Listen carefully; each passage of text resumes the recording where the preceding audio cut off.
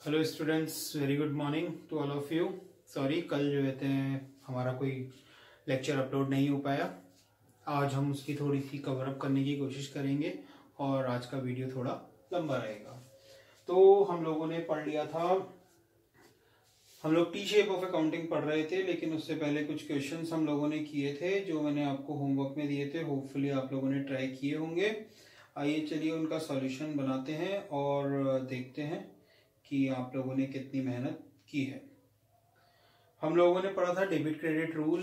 हम लोगों ने डिसाइड करना था कि कौन सी कैटेगरी ऑफ अकाउंट में अकाउंट कैटेगराइज होते हैं, उनसे रिलेटेड क्या रूल्स हैं और क्या फॉर्मूले हैं, और उनके बेसिस पर हम डिसाइड कर रहे थे कि ये अकाउंट डेबिट होना चाहिए या क्रेडिट होना चाहिए, किस ट्रांजेक्शन में कौन सा अकाउंट कब डेबिट और कब क्रेडिट होता है।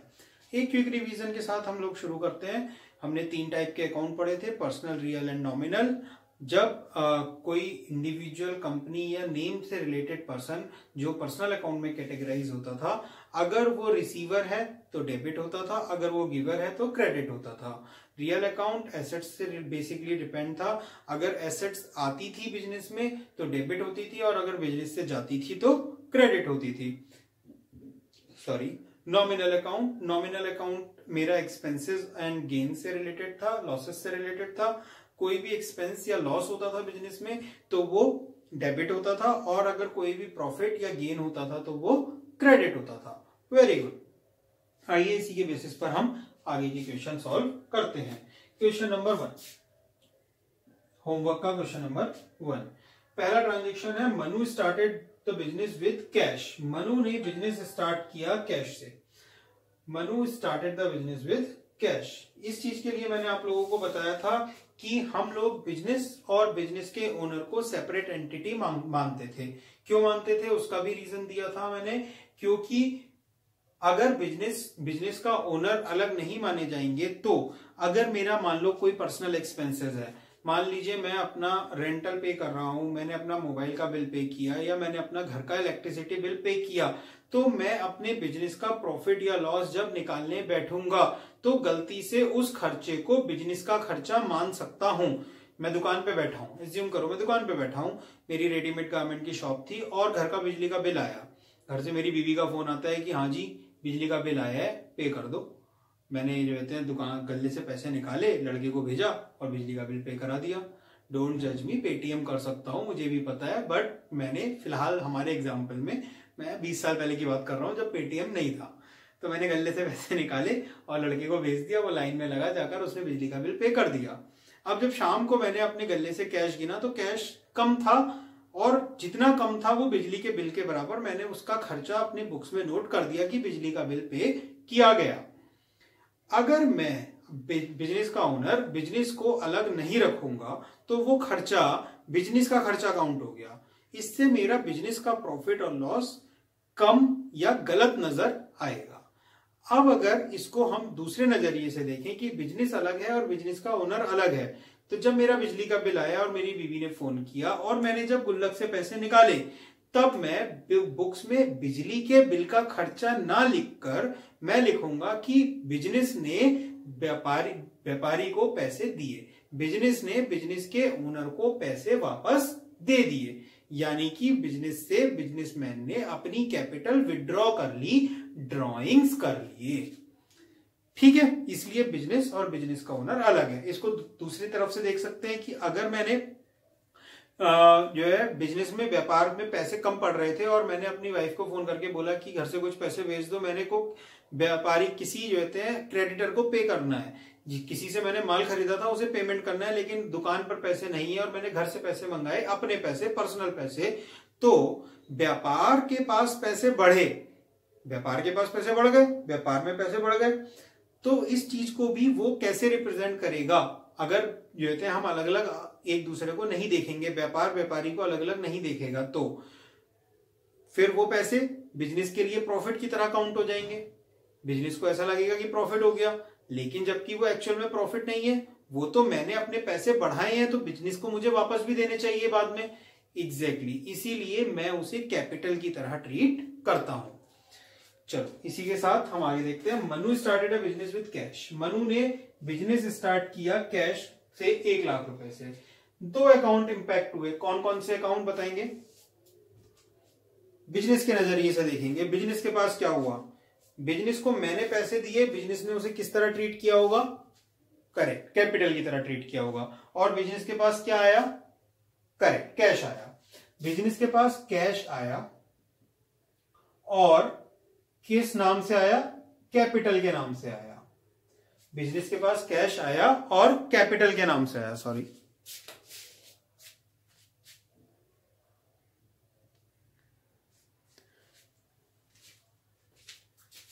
For the disturbance. बिजनेस के पास कैश आया और कैपिटल के नाम से आया। ठीक है, अब कैश अकाउंट कौन सा अकाउंट है मेरा? कैश अकाउंट कौन सा अकाउंट है मेरा? और कैपिटल अकाउंट कौन सा अकाउंट है? कैश अकाउंट है मेरा रियल अकाउंट। कैश अकाउंट कौन सा अकाउंट है मेरा? Real account. Very good. और कैपिटल अकाउंट कौन सा अकाउंट है? Personal account. Very good. Real account का फॉर्मूला क्या था? Words comes in debit, words goes out credit. अब इस केस में कैश क्या हो रहा है? आ रहा है बिजनेस में या जा रहा है? यस, बिजनेस में आ रहा है, तो क्या होगा? डेबिट होगा।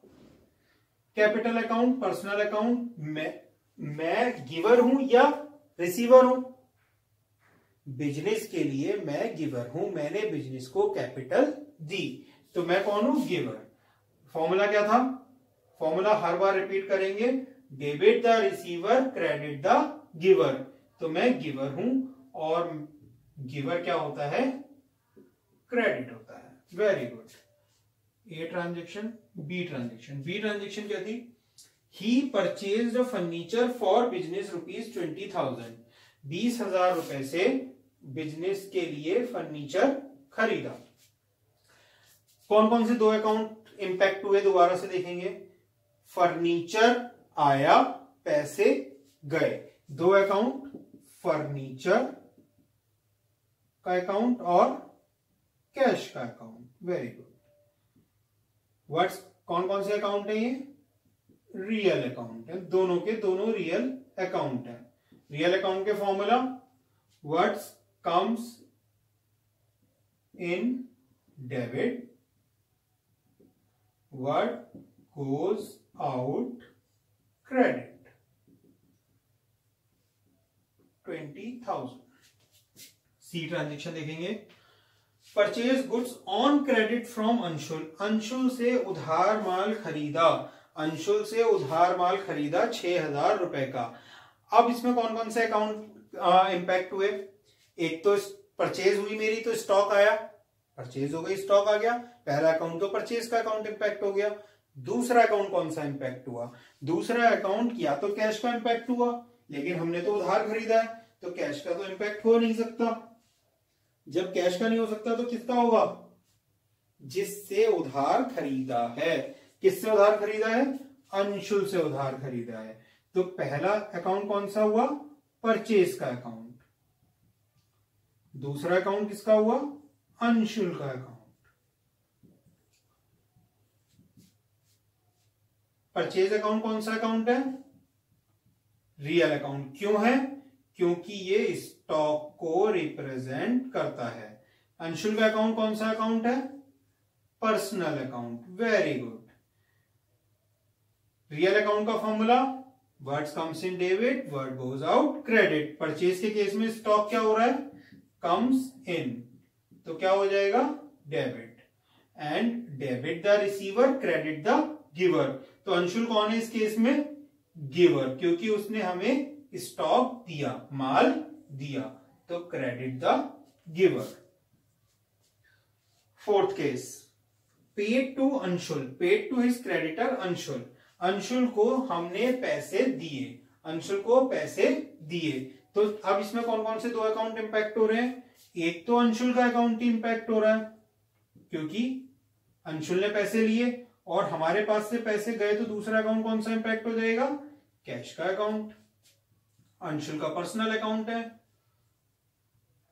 और कैश का रियल अकाउंट है। जब अंशुल को पैसे मिले तो अंशुल क्या बन गया? अब रिसीवर, और रिसीवर क्या होता है? डेबिट। कैश रियल अकाउंट, पैसे गए तो what goes out? Goes out क्या? क्रेडिट। Goes out credit. उसके बाद है अगला fifth, salary paid to the clerk. Salary pay करी हमने क्लर्क को, सैलरी पे करी तो एक अकाउंट तो सैलरी का इंपैक्ट हो गया, और सैलरी कैश में पे करी होगी तो दूसरा अकाउंट कैश का हो गया। सैलरी का अकाउंट कौन सा अकाउंट है? Nominal account. Very good. क्यों है? क्योंकि ये एक्सपेंस है। सैलरी क्या है? मेरा एक्सपेंस। कैश का अकाउंट सबको पता है, बहुत बार हो गया, रियल अकाउंट है। नॉमिनल अकाउंट में एक्सपेंसेस कौन क्या करते हैं? All expenses and losses debit and all incomes and gains are credit. Cash account real account है, कैश जा रहा है या आ रहा है? जा रहा है। जब सैलरी देंगे तो कैश जाएगा, तो ये क्रेडिट हो जाएगा। सैलरी दी हमने 1000 रुपए की। ये जो मैं ऐसे करके पैसे लिख रहा हूं ना, तो ये डेबिट में भी 10,000 और क्रेडिट में भी 10,000, डेबिट में भी 20,000, क्रेडिट में भी 20,000, डेबिट में भी 6,000, क्रेडिट में भी 6,000, ऐसे आएंगे। अगला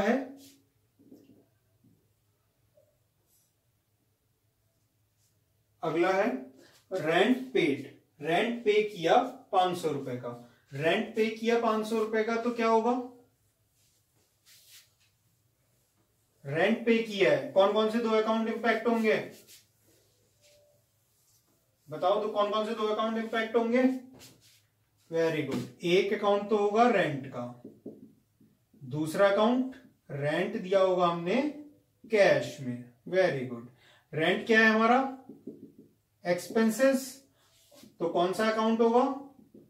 nominal account. Cash real account, cash real account. और जब कैश रियल अकाउंट हो गया और रेंट नॉमिनल अकाउंट हो गया, तो फिर रेंट अकाउंट, नॉमिनल अकाउंट का formula all expenses and losses debit, all incomes and gains credit. Cash account, cash गया है तो व्हाट गोज आउट? क्रेडिट। उसके बाद है अगला ट्रांजेक्शन इंटरेस्ट रिसीव्ड। इंटरेस्ट मिला, इंटरेस्ट मिला, मिला मतलब पैसे मिले, पैसे मिले तो क्या? इनकम हुई। तो कौन कौन से दो अकाउंट आए? एक तो कैश अकाउंट और एक इंटरेस्ट रिसीव्ड का अकाउंट। कैश अकाउंट हमें सबको पता है रियल अकाउंट है। इंटरेस्ट रिसीव्ड कौन सा अकाउंट हो गया हमारा? Nominal account. क्यों हो गया नॉमिनल अकाउंट? ऑल जितने भी खर्चे होते हैं, नुकसान होते हैं, प्रॉफिट्स होते हैं, गेन्स होते हैं, वो नॉमिनल अकाउंट में कैटेगराइज होते हैं। व्हाट कम्स इन डेबिट और all incomes and gains are credit. 1000 रुपए से। होपफुली क्लियर है आपको पूरा क्वेश्चन, इसमें कोई डाउट नहीं है। अगर कोई डाउट होगा तो जो है आप मेरे को 6395244063, अब तो नंबर याद हो गया होगा, इस नंबर पर व्हाट्सएप कर आप मेरे से कोई भी क्वेरी, कोई भी क्वेश्चन पूछ सकते हैं। और अगर ये क्वेश्चन आपको अभी तक नहीं मिले हैं तो इस क्वेश्चन को लेने के लिए भी आप मुझे व्हाट्सएप कर सकते हैं। अगला क्वेश्चन रीड करेंगे। अगला क्वेश्चन जो मैंने दिया था, अगले क्वेश्चन के भी आंसर्स ऐसे ही बनाएंगे। मैं कुछ शॉर्टकट में बनाऊंगा, आपने पूरे डिटेल में ऐसे ही बनाने हैं 4 कॉलम करके कि कौन सा अकाउंट इंपैक्ट हो रहा है, वो कौन सी कैटेगरी में आएगा, उसका रूल क्या है, और वो डेबिट होगा या क्रेडिट होगा, और अमाउंट क्या है उसकी। ठीक है, क्वेश्चन पढ़ते हैं। Lal started a business with cash. Lal ने बिजनेस स्टार्ट किया कैश से। लाल ने जब बिजनेस स्टार्ट किया कैश से, तो कौन कौन से 2 अकाउंट इंपैक्ट हुए? बताइए कौन से 2 अकाउंट इंपैक्ट हुए? यस, एक कैश का अकाउंट और एक कैपिटल का अकाउंट। Very good. कैपिटल का अकाउंट क्या रिप्रेजेंट करता है? कौन सी कैटेगरी को रिप्रेजेंट करता है? पर्सनल अकाउंट को रिप्रेजेंट करता है। वेरी गुड, पर्सनल अकाउंट को रिप्रेजेंट करता है। और कैपिटल अकाउंट क्रेडिट होगा। कैश आ रहा है बिजनेस में इसलिए डेबिट होगा। What comes in debit, cash is a real account. Very good, तो इसके लिए कैश डेबिट हो जाएगा और कैपिटल क्रेडिट हो जाएगा। Very good. Purchased furniture for cash from Shastri furniture house. बहुत ध्यान से देखेंगे, ये चीज मैंने बतानी थी आप लोगों को। हमने फर्नीचर खरीदा, किससे खरीदा फर्नीचर? शास्त्री फर्नीचर हाउस से खरीदा, लेकिन खरीदा हमने कैश में। खरीदा हमने कैश में, यानी कि हम शास्त्री फर्नीचर हाउस पे गए, हमने उसे कैश दिया, हमने फर्नीचर उठाया, हम घर आ गए। तो अब इसमें कौन से दो अकाउंट इंपैक्ट होने चाहिए? एक तो फर्नीचर का, क्योंकि फर्नीचर आ गया, वेरी गुड। दूसरा कैश का, क्योंकि हमने पैसे दे दिए।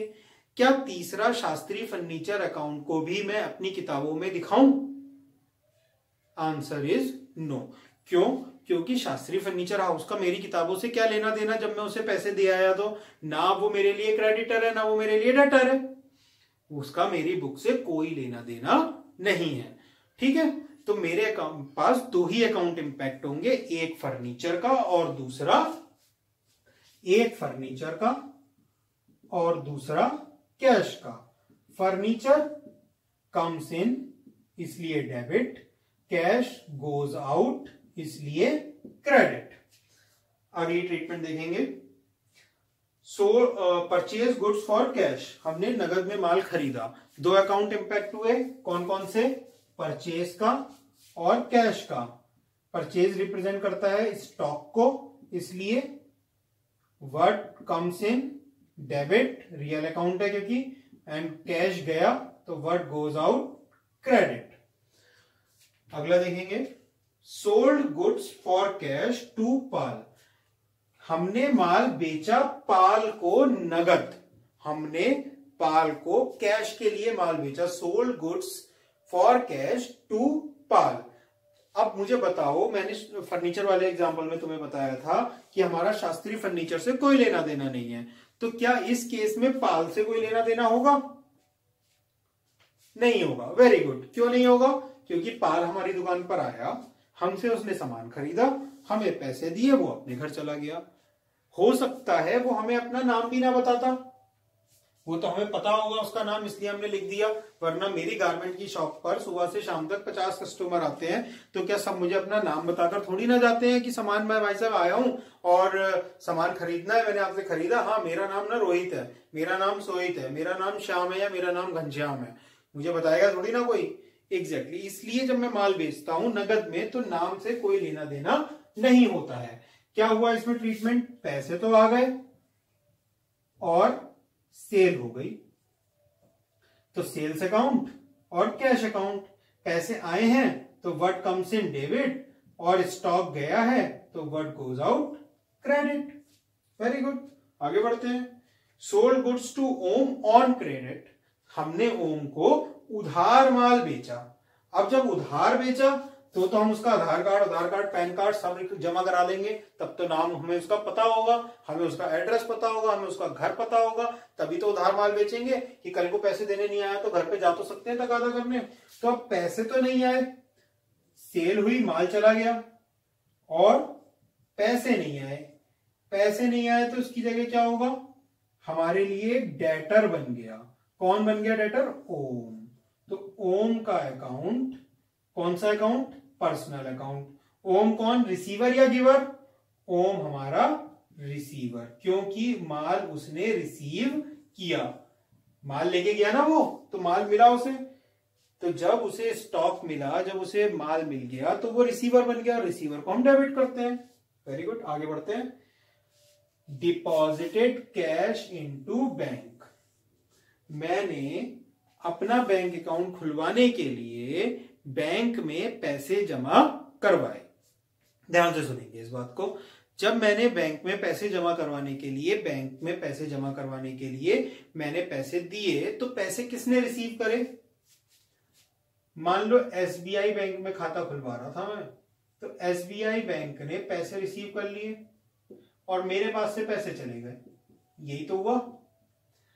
अब बताओ मुझे देख के, एसबीआई बैंक को मैं कौन से खाते में, कौन से अकाउंट में कैटेगराइज करूं।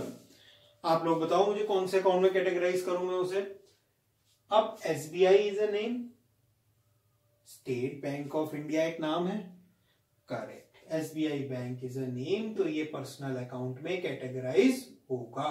कैश मेरा रियल अकाउंट है, पैसे मैंने बैंक को दिए, इसलिए बैंक कौन हो गया, मेरा रिसीवर हो गया। और जब बैंक रिसीवर हो गया तो वो क्या हो जाएगा, डेबिट हो जाएगा।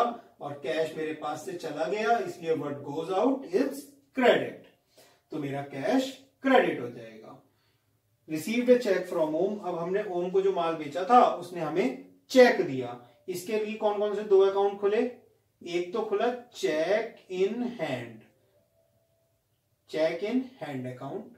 दूसरा अकाउंट कौन सा खुला, दूसरा अकाउंट तो खुला हुआ है ओम का अकाउंट, क्योंकि हमें दिया किसने, ओम ने दिया है, ओम ने जो दिया है, तो ओम अकाउंट क्रेडिट हो जाएगा। क्यों, क्योंकि अब वो गिवर है, चेक देने वाला है। और cheque in hand account debit हो जाएगा, क्योंकि ये एक रियल अकाउंट है और व्हाट्स कम्स इन डेबिट, जो आ रहा है वो डेबिट होता है।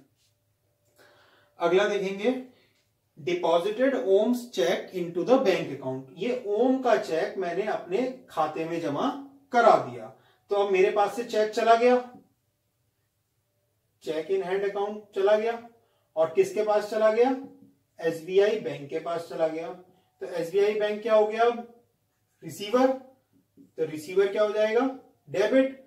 और चेक इन हैंड चला गया, real account, what goes out credit, क्योंकि चेक चला गया, रियल अकाउंट था, what goes out credit.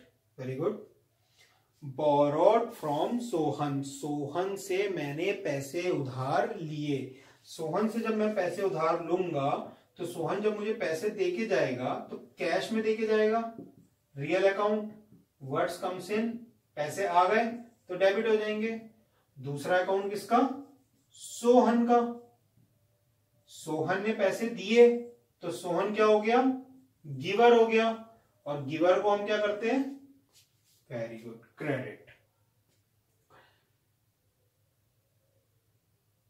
Purchased furniture from Haryana safe, Haryana safe से हमने माल खरीदा। अब देखो यहां पर नगद या उधार नहीं लिखा है, नगद या उधार जब नहीं लिखा होता है और नाम दिया होता है तो हम ये मानते हैं कि हमने उधार खरीदा होगा। और ऐसा क्यों मानते हैं, क्योंकि अगर नगद खरीदा होता तो दिया होता ना कि हमने नगद खरीदा, और नाम दिया है तो हम ये मानेंगे कि हमने उधार खरीदा होगा। Purchase furniture from Haryana safe. अब एक अकाउंट तो फर्नीचर का हुआ क्योंकि फर्नीचर हमारे पास आ गया, और दूसरा अकाउंट कैश की जगह किसका हो जाएगा, वेरी गुड, हरियाणा सेफ का।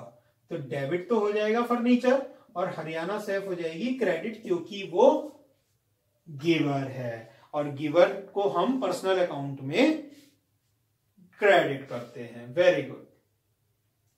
पेड इंटरेस्ट ऑन लोन, जो हमने लोन लिया था उस पे इंटरेस्ट पे किया। जब इंटरेस्ट पे किया होगा हमने तो इंटरेस्ट का अकाउंट, एक तो हमारा अकाउंट कौन सा खुला, इंटरेस्ट ऑन लोन का अकाउंट, और दूसरा पैसे गए ना हमारे पास से तो कैश का अकाउंट। इंटरेस्ट ऑन लोन क्या है हमारे लिए, एक्सपेंस, खर्चा, और सारे खर्चे डेबिट। कौन से उसमें कैटेगराइज करेंगे अकाउंट में, नॉमिनल अकाउंट में, क्योंकि हमारे लिए ये एक्सपेंस है। कैश हमारा रियल अकाउंट में, what goes out credit, sorry. Paid rent by cheque, ध्यान से देखना, हमने रेंट पे किया लेकिन कैश से नहीं, चेक से पे किया। जब हमने चेक से पे किया तो पैसे कहां से निकलेंगे, हमारे SBI बैंक अकाउंट से निकलेंगे। रेंट मेरे लिए क्या है, एक्सपेंस, और एक्सपेंस को मैं क्या करता हूं, डेबिट। Very good. और देने वाला कौन है, अब मेरे पास से पैसे तो नहीं गए, देगा कौन, SBI बैंक। तो SBI बैंक क्या हो गया, गिवर, तो गिवर हो गया तो वो क्रेडिट हो जाएगा, क्योंकि debit the receiver, credit the giver. Very good. Withdraw cash for personal use, मैंने अपने पर्सनल यूज के लिए कैश निकाला बिजनेस से। पहले पॉइंट पर आएंगे आज की क्लास जहां से शुरू करी थी हमने कि बिजनेस और बिजनेस का ओनर हम अलग अलग मानते हैं। अब अगर हमने विड्रॉ किया है कैश बिजनेस से तो वो हमारे लिए क्या होगी, ड्रॉइंग्स होगी जो कि रिप्रेजेंट करेगी हमें पर्सनल अकाउंट को। अब मैंने पैसे निकाल लिए बिजनेस से, बिजनेस के पास से क्या चला गया, कैश तो चला गया, कैश अकाउंट में से कैश चला गया और कहां चला गया, किस नाम से गया, उन्होंने तो मुझे दिया है ना, तो मुझे कौन रिप्रेजेंट कर रहा है यहां पर, ड्रॉइंग्स और कैश। ड्रॉइंग्स मेरे को रिप्रेजेंट कर रही है पर्सनल अकाउंट को, मैं रिसीवर हो गया पैसे लेने वाला, इसलिए ड्रॉइंग्स डेबिट हो जाएंगी और कैश बिजनेस के पास से गया है इसलिए क्रेडिट हो जाएगा। What goes out is credit. Clear है, ड्रॉइंग्स क्लियर है, क्योंकि वो मुझे रिप्रेजेंट कर रही है इसलिए पर्सनल अकाउंट में मैं कौन हूं, लेने वाला, रिसीवर, और हम रिसीवर को डेबिट करते हैं। Very good. होपफुली आज के दोनों क्वेश्चन समझ में आए होंगे और आप लोगों ने घर से कोशिश की होगी, जो गलतियां हुई होंगी वो सुधारी होंगी, और अगर कोई परेशानी अगर आती है इससे रिलेटेड तो आप मुझे गिवन नंबर पर कांटेक्ट कर सकते हैं, व्हाट्सएप कर सकते हैं, कॉल कर सकते हैं। आइए हम अब आगे बढ़ते हैं कुछ चीजों की तरफ। हमने इतनी सारी अकाउंटिंग पढ़ी है और अभी तक हमने देखा कि बहुत सारे अकाउंट ओपन होते हैं। हाँ, तो हम लोग पढ़ रहे थे T shape accounting. T shape accounting में क्या चीज थी, टी शेप अकाउंटिंग क्या कहती थी कि अगर मान लो हम एक दिन में कैश के बहुत सारे खर्चे कर रहे हैं, ठीक है, अब कैश के बहुत सारे खर्चे किए हमने, एक दिन में इतने खर्चे किए तो एक महीने में कितने खर्चे किए, एक महीने में कितने खर्चे किए तो एक साल में कितने खर्चे किए। तो क्या हम अब जब साल के लास्ट में आएंगे तो क्या साल के लास्ट में हम आकर ये देखेंगे कि भाई साहब जैसे शुरू से कॉपी निकालो और देखो कैश में कितने कितने खर्चे हुए थे, किस किस नाम पे क्या क्या खर्च हुआ, ऐसा थोड़ा ना होगा, ऐसा हम नहीं कर सकते। इसलिए हम टी शेप अकाउंटिंग बनाते हैं। टी शेप अकाउंटिंग में क्या होता है कि हमने जितने भी अकाउंट बनाए ना उनके लिए एक एजम्पशन मान लो, चलो थोड़ी देर के लिए सोच लो, हम क्या करते हैं, एक कॉपी का पन्ना ले लेते हैं और उसके दो हिस्से कर लेते हैं।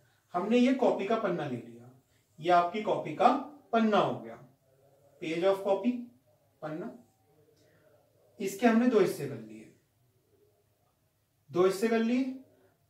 अब इन दो हिस्सों में हमने क्या करा कि एक साइड तो मान लो हम कैश अकाउंट की बात करते हैं, तो एक साइड तो हमने ये लिख दिया कि भाई साहब पैसे जिधर जब आएंगे तो किधर लिखे जाएंगे और जब पैसे जाएंगे तब किधर लिखे जाएंगे, ये तो दो चीजें होती हैं। तो हमने कहा व्यापार में जब पैसे आएंगे तब हम इधर लिख देंगे और व्यापार में से जब पैसे जाएंगे तब हम इधर लिख देंगे। मतलब जब हमारे पैसे खर्च होंगे तब तो हम उधर लिख देंगे और जब हमारे पैसे आएंगे तब हम इधर लिख देंगे। और यही चीज हमने पढ़ी थी डेबिट और क्रेडिट के टाइम पर। हम कह सकते हैं हमारे रियल अकाउंट के हिसाब से कि जब चीज आती है तब डेबिट होती है, तो जब पैसे आएंगे तो वो डेबिट होंगे और जब जाएंगे तब क्रेडिट होंगे। तो इस बेसिस पर हम ये कह सकते हैं कि ये साइड हमारी डेबिट साइड और ये साइड हमारी क्रेडिट साइड। Very good. अब मैं इसको प्रूफ करता हूं। जब पैसे हमने क्या देखा था, सैलरी दी अगर हमने तो सैलरी डेबिट और कैश क्रेडिट करा था, यही किया था ना। जब हम सैलरी देते थे तो एक्सपेंस डेबिट कर देते थे, कैश क्रेडिट कर देते थे। तो अब हम इस डेबिट क्रेडिट को ऐसे लिखेंगे कि साहब ये कैश अकाउंट है हमारा, ये कॉपी के दो पन्ने हैं और इस दो पन्नों पे हमने लिख दिया इधर कि हमने सैलरी दी थी, इसलिए कैश हमारा कम हुआ, पैसे गए हमारे सैलरी अकाउंट के नाम पर। Very good. मान लो 500 रुपए सैलरी दी थी, फिर ऐसे ही अगले दिन हमने मान लो कोई और खर्चा किया, रेंट दिया, तो हम इसमें लिख देंगे साहब बाय रेंट अकाउंट, रेंट के नाम पर पैसे गए 1000 रुपए। मान लो कहीं से पैसे आए, हमने सामान बेचा तो टू सेल्स अकाउंट, सेल करा हमने तो पैसे आए, मान लो 10,000 रुपए। परचेज करी हमने तो परचेज अकाउंट। हमने अनमोल को पैसे दिए, कोई क्रेडिटर होगा, अनमोल अकाउंट। हमें ओम से पैसे आए, टू ओम्स अकाउंट। अच्छा, कैपिटल व्यापारी ने व्यापार में लगाई तो फिर पैसे आए तो to capital account. Capital account, correct, to capital account. हम पैसे ऐसे लिखते रहेंगे। समझ में आया कि अगर हम किसी भी चीज का अकाउंट बना रहे हैं तो उसके प्रॉस्पर आने वाली दूसरी चीज, दूसरा अकाउंट, उसी के अकॉर्डिंग उस नाम से डेबिट या क्रेडिट हो जाएगा। जैसे कि यहां पर कैश क्रेडिट हुआ था तो कैश की क्रेडिट साइड में हमने उस खर्चों के नाम लिख दिए जिनको पैसे दिए थे, और जहां से हमें मिले थे उनके नाम लिख दिए।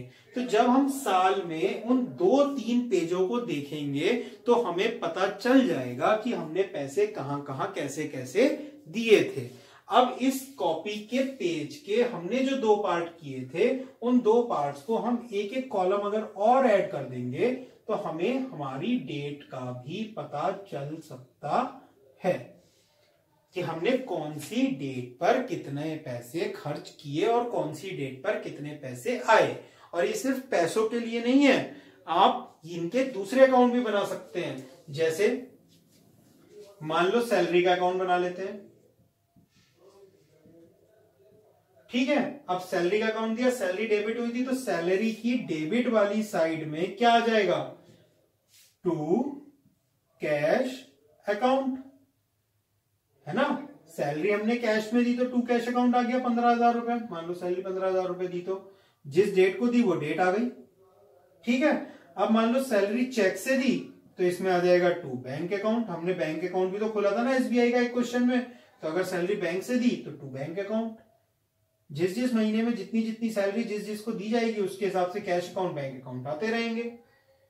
ऐसे ही आप कितने भी अकाउंट खोल सकते हो। इसके बाद में एक जो है आपको कुछ क्वेश्चंस दूंगा, वो क्वेश्चन आप लोगों ने करने हैं और कुछ अकाउंट ओपन करने हैं। होपफुली आपको जो कल तक के क्वेश्चन थे डेबिट क्रेडिट के रूल की अंडरस्टैंडिंग हो चुकी होगी, और मैं विश करता हूं कि आप लोगों को उसमें अगर कोई प्रॉब्लम ना हो। अगर कोई प्रॉब्लम होती है तो आप मुझसे कांटेक्ट कर सकते हो। मैं उसके भी कुछ क्वेश्चन तुम्हें दोबारा दूंगा प्रैक्टिस करने के लिए। उसकी प्रैक्टिस हमें रेगुलर करनी है, बार बार करनी है, क्योंकि वो हमारे लिए बहुत ही इंपॉर्टेंट एस्पेक्ट है। तो आज के लिए टी शेप अकाउंटिंग मैंने पढ़ाई है। टी शेप अकाउंटिंग के कुछ क्वेश्चंस मैं तुम्हें दूंगा और हमने टी शेप अकाउंट बनाने हैं। होपफुली आपको ये समझ आया होगा। कल हम कुछ क्वेश्चन के आंसर्स करेंगे ताकि आप लोगों को ये इस चीज पर और ज्यादा क्लियरिटी मिल जाए। आज के लिए thank you very much. Stay at home and safe, और चैनल को सब्सक्राइब करिए, वीडियो को लाइक कीजिए और अपने फ्रेंड्स वगैरह से शेयर कीजिए। Thank you very much.